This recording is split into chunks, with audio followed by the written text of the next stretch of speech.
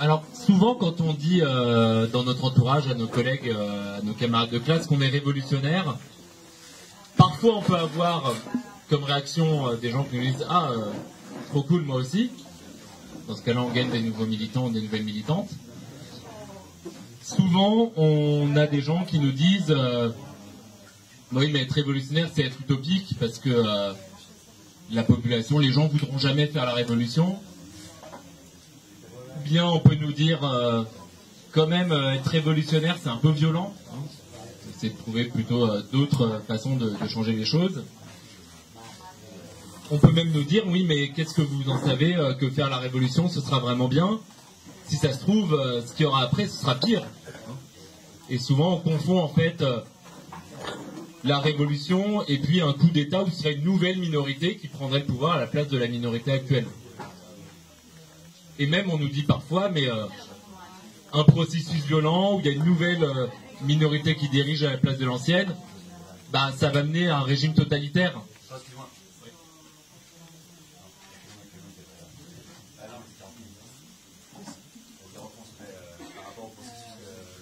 Donc parfois on nous dit, ça va être violent la révolution, ce sera de nouveaux dirigeants qui ne seront pas mieux que ceux d'avant. Et ça va mener à un régime totalitaire comme le stalinisme. Je ne sais pas dans tous les pays, mais en France, la révolution russe à l'école, on l'apprend dans un chapitre qui est un chapitre consacré au totalitarisme, au pluriel. Donc on voit dans le même chapitre la révolution russe, le stalinisme, et puis le fascisme, et puis le nazisme. Même chapitre. Alors, nous au contraire, on pense que la révolution russe, c'est un événement fondamental dans l'histoire de l'humanité, parce que c'est la seule fois où à l'échelle de tout un pays, en plus un grand pays, le prolétariat, les exploités, ont pris le pouvoir. Cette révolution russe, elle n'est pas venue de nulle part. Elle fait suite à une série de révolutions qui ont lieu dans beaucoup de pays au XVIIIe et au XIXe siècle. Elle fait suite à la naissance du mouvement ouvrier au XIXe siècle, à une première expérience de pouvoir ouvrier avec la Commune de Paris en 1871, à une première révolution en Russie en 1905, mais c'est bien la révolution d'octobre 1917 qui a marché, c'est-à-dire où il y a eu la prise de pouvoir durable sur tout un pays. Alors on pourrait se demander déjà pourquoi. Quelles ont été les leçons tirées des expériences précédentes pour réussir celle-là? Quel a été le rôle du parti des militantes et des militants révolutionnaires dans ce processus? Et nous, même si on sait qu'il y a eu des erreurs, évidemment, parce que le stalinisme, la bureaucratisation, s'il n'y avait pas eu d'erreur, sans doute que ce ne serait pas arrivé. Même si on sait qu'il y a eu des erreurs, eh bien on pense que quand même cette révolution russe, c'est aussi une expérience démocratique sans précédent et sans égal.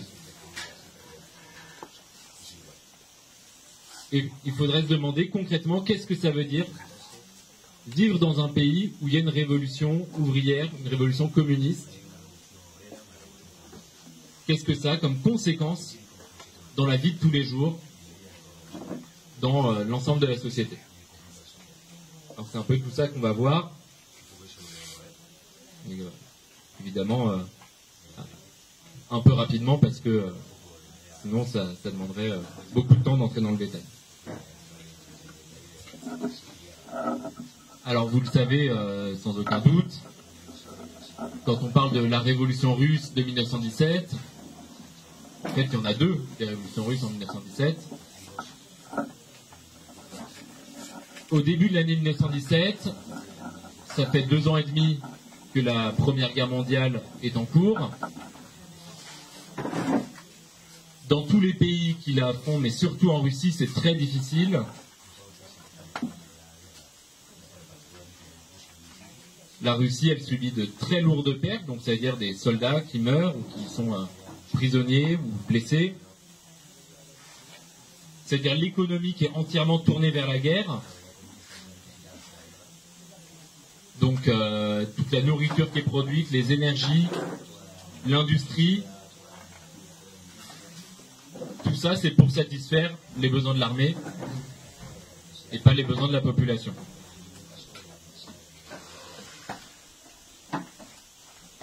Et donc au bout de 2 ans et demi de guerre, eh bien, à l'occasion de la Journée internationale des droits des femmes,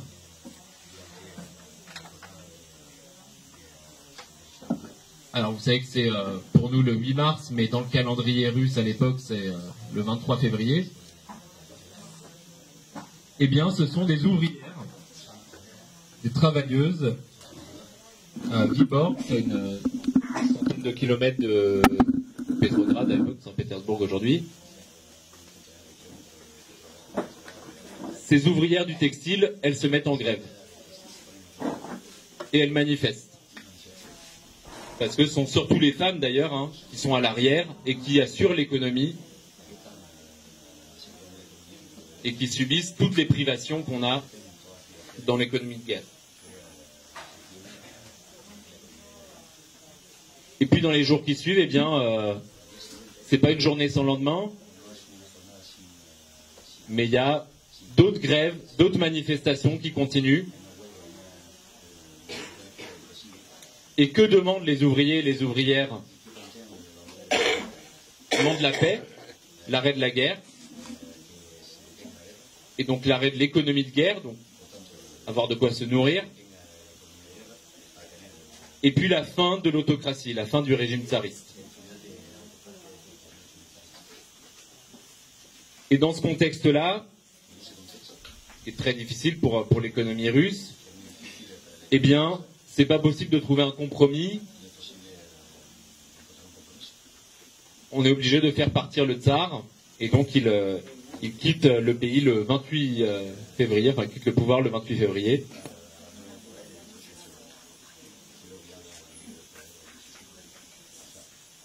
Il abdique officiellement le 2 mars. Et donc on voit que c'est bien la classe ouvrière qui a mis fin à cette autocratie tsariste. Alors logiquement, ça devrait être à la classe ouvrière de prendre le pouvoir. Évidemment, le tsar, il a prévu, il a préparé le terrain à un gouvernement provisoire, qui est un gouvernement bourgeois, qui continue la guerre, qui continue l'économie qui va avec. Pour l'instant, donc c'est une révolution démocratique. Et justement, beaucoup de militants ouvriers réformistes, les mencheviks, les socialistes révolutionnaires, même une partie du parti bolchevique, dit que, eh bien, on vient de faire comme la Révolution française ou comme d'autres révolutions démocratiques, et que non seulement il faut s'arrêter là, mais que même, du coup, il faut défendre la révolution démocratique face à l'Allemagne, qui est un pays impérialiste, avec une monarchie, le Kaiser. Et donc voilà que ce mouvement qui est parti pour arrêter la guerre, eh bien on lui demande finalement maintenant de défendre la guerre. Ou en tout cas d'arrêter de demander qu'elle s'arrête.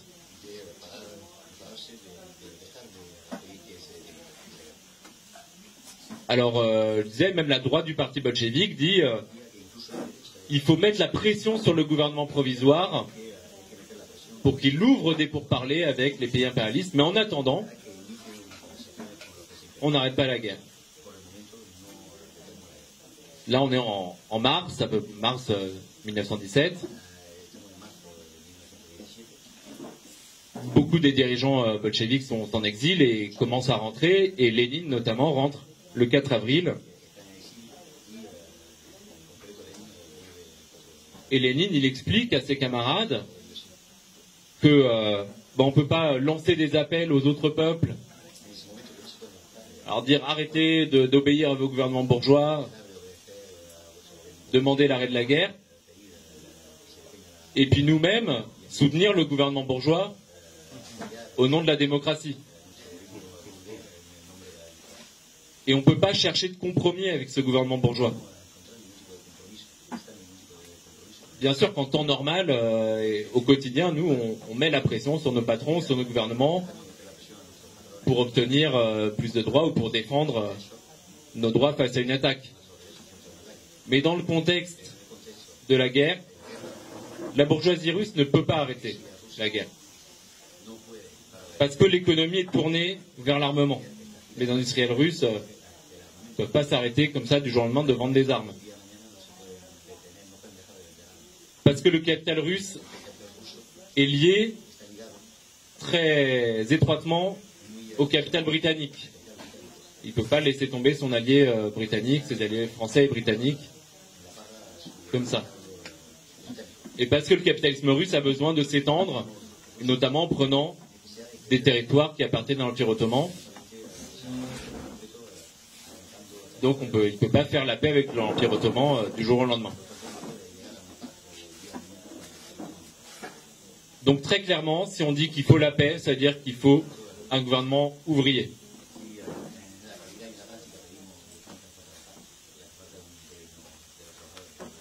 Et donc derrière Lénine, eh bien, la majorité des bolcheviks défendent des mots d'ordre qui sont l'arrêt de la guerre, la répartition des terres à ceux qui la travaillent, le contrôle des ouvriers dans les usines et le pouvoir au conseil ouvrier. Les conseils ouvriers en russe, ce sont les soviets. Ça, c'est des mots d'ordre révolutionnaires. Ça veut dire qu'on remet en cause complètement la classe, le pouvoir de la classe bourgeoise. Et on propose une autre classe à la place pour diriger. Et en même temps, c'est des revendications qui sont très compréhensibles par les larges masses. Parce qu'elles correspondent aux aspirations immédiates des ouvriers, des paysans, des soldats. Alors, au fur et à mesure, notamment vers le mois de juin-juillet, l'armée russe lance des offensives sur le front, mais on a de plus en plus de déserteurs dans l'armée, qui suivent le mot d'ordre des bolcheviks, qui est de quitter l'armée. Et puis dans les soviets, notamment Sud-Viborg, dont on a parlé en février, eh bien, il y a des résolutions qui sont votées pour dire qu'il faut arrêter la guerre et il faut arrêter le gouvernement provisoire. Ça débouche en juillet sur un début de soulèvement assez spontané, en tout cas pas organisé par les partis politiques, pour essayer de renverser ce gouvernement. Alors, les bolcheviks analysent que c'est trop tôt, que la situation n'est pas prête, mais en même temps ils accompagnent justement ces ouvriers, ces manifestants. Ils les accompagnent dans les manifestations, ils les accompagnent aussi dans le repli, dans le retrait, parce qu'ils sont très très durement réprimés.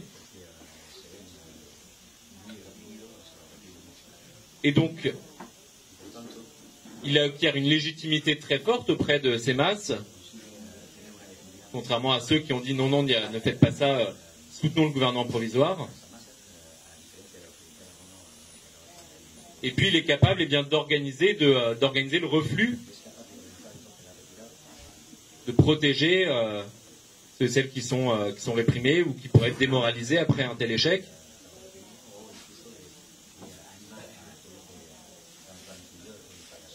Et donc le parti bolchevique eh bien, prépare l'insurrection en essayant de trouver quel sera le moment opportun. Les soviets, dans toute cette période-là, grossissent. En juin, il y a un congrès pan-russe des Suèdes, un congrès de tous les soviets de Russie. Il y a environ 20 millions de participants. Et les bolcheviks font moins de 20%. Mais en même temps, ils progressent dans les syndicats, ils progressent dans les usines. Et puis au mois d'août, lorsqu'il y a un général réactionnaire, Kornilov, qui menace de prendre le pouvoir par un coup d'État, eh bien c'est le parti bolchevique principalement qui organise des milices ouvrières, une garde rouge, pas pour défendre le gouvernement provisoire, mais pour défendre la classe ouvrière contre cette menace de coup d'État. Là où tous les conciliateurs, ceux qui disent qu'il faut défendre la révolution démocratique et le gouvernement provisoire, eh bien eux, ils sont contre l'armement des soviets et contre l'armement de la classe ouvrière. Ces mêmes partis-là, en septembre, ils disent on ne peut pas continuer à avoir d'un côté les conseils ouvriers, de l'autre côté le gouvernement institutionnel.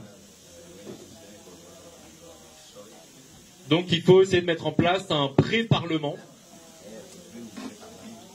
pour aller vers une assemblée constituante. Et là encore, même une partie des bolcheviks, la droite des bolcheviks, dit bon bah pourquoi pas accepter ça, on va consolider la révolution démocratique,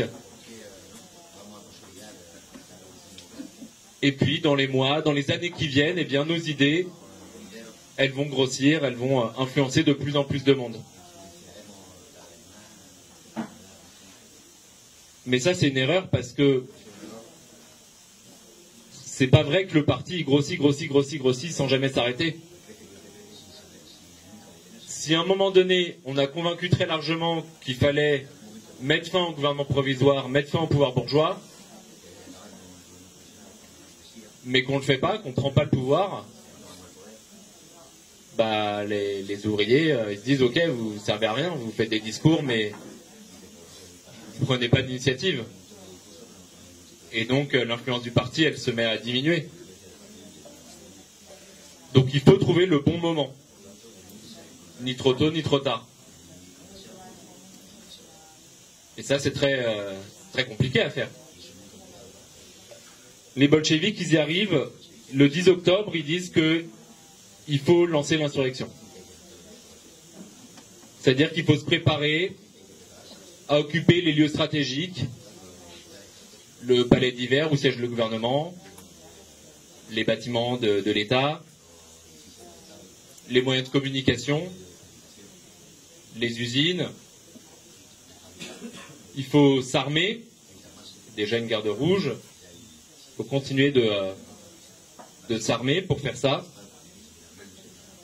Le 16 octobre, le parti lance même un comité militaire révolutionnaire. Dans le même temps, il y a un deuxième congrès pan-russe des soviets qui se prépare. Il a lieu les 24 et 25 octobre. Et à ce congrès pan-russe, eh bien, les bolcheviks sont majoritaires. C'est à moins de 20% au mois de juin. Là maintenant, ils sont majoritaires. Et ils disent, eh bien, c'est le moment d'aller renverser le gouvernement, d'aller l'arrêter et de prendre le pouvoir. Et donc le 25 octobre, eh bien, c'en est terminé du double pouvoir. Et pour la première fois, donc à l'échelle de tout un pays, eh bien, ce sont les organes ouvriers qui ont pris le pouvoir. Donc on voit que la révolution, elle est possible. Hein, là, eux, ils ont mangé du pudding. La révolution, elle n'est pas violente. Hein, un mort à la prise du palais d'hiver, c'est pas la violence, c'est pas le bain de sang. elle n'est pas le fait d'une minorité, parce que c'était l'aspiration de la majorité, de la large majorité de la population, même si elle suppose des militantes et des militants révolutionnaires qui la préparent, qui sont implantés dans les secteurs stratégiques pour faire ça. On voit que la révolution, c'est pas le grand soir, un matin on se lève et puis le soir on va faire la révolution parce qu'on en a eu marre. Mais c'est pas non plus un gouvernement réformiste qui prend des mesures, des réformes, et à la fin, hop, bah tiens, en fait, on est dans le communisme. La révolution, ça suppose une période où il y a deux pouvoirs. Le pouvoir bourgeois, le pouvoir ouvrier. Mais cette période, elle est forcément très limitée parce que on voit bien que c'est pas naturel d'avoir deux pouvoirs et donc c'est une période qui est forcément courte dans l'histoire. Alors, pour terminer très vite, les soviets, ils sont pas nés de théorie, ils sont pas nés de l'imagination des dirigeants bolcheviques ou marxistes. Ils sont nés de l'expérience concrète, c'était dit ce matin, de la grève générale en 1905. Ces soviets, donc ils sont nés dans des usines, hein, mais c'est un peu plus que des comités de grève. Parce que dès 1905, eh bien, ces soviets, ils commencent à organiser la vie de la société, par exemple, à dire on va empêcher le gouvernement d'avoir accès aux imprimeries et donc d'imprimer ses affiches, ses décrets. Et par contre, on va permettre à tous les partis ouvriers qui jusque-là étaient censurés, eh bien, de publier leur presse. Vous voyez que c'est politique. Bon. Ces soviets, eh bien, on se rend compte en 1917 qu'ils peuvent même carrément prétendre au pouvoir. Ce qu'on n'avait pas vu, la majorité, il y avait Trotsky qui l'avait vu en 1905, mais la majorité des révolutionnaires ne l'avait pas compris dès 1905. La démocratie ouvrière, la démocratie soviétique, c'est pas des politiciens professionnels qui viennent nous voir en nous disant je vous fais plein de promesses, votez pour moi et je vais le faire. La démocratie socialiste, c'est d'abord dans nos assemblées, dans nos conseils, on décide de ce qu'on veut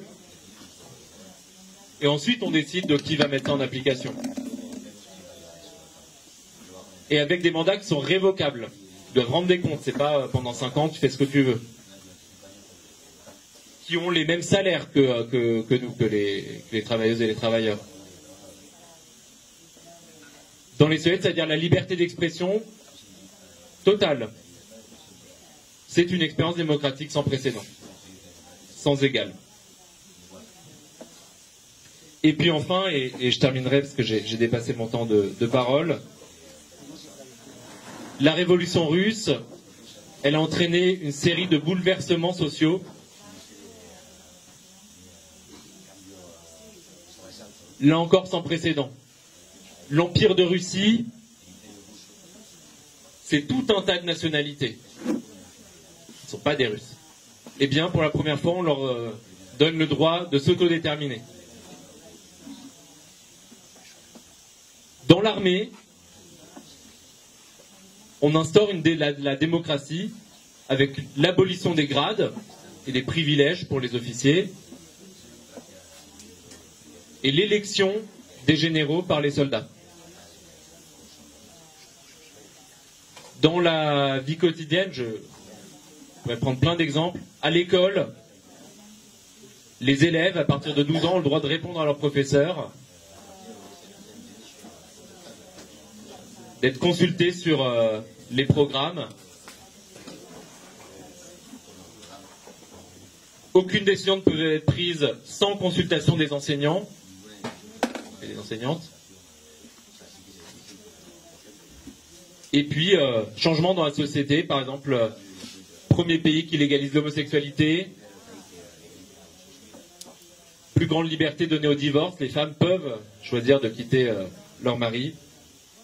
On pourrait prendre plein d'autres exemples.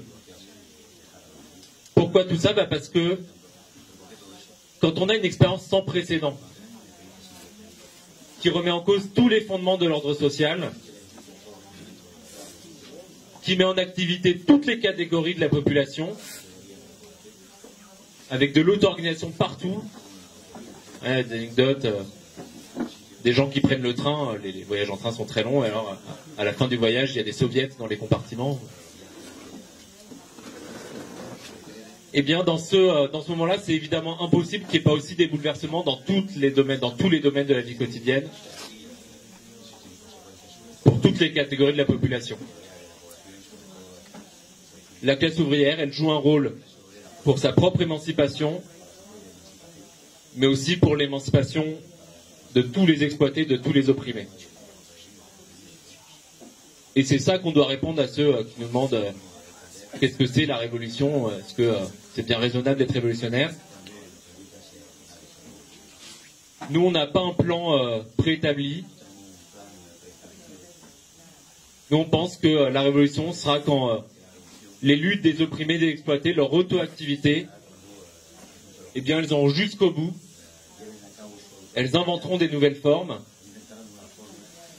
Et être marxiste révolutionnaire, eh bien, c'est ça. C'est toujours du côté de ces luttes-là, mais dans le but que les opprimés et les exploités, eh bien, ils n'en soient plus réduits à mettre la pression sur leur gouvernement, mais à prétendre à diriger eux-mêmes la société.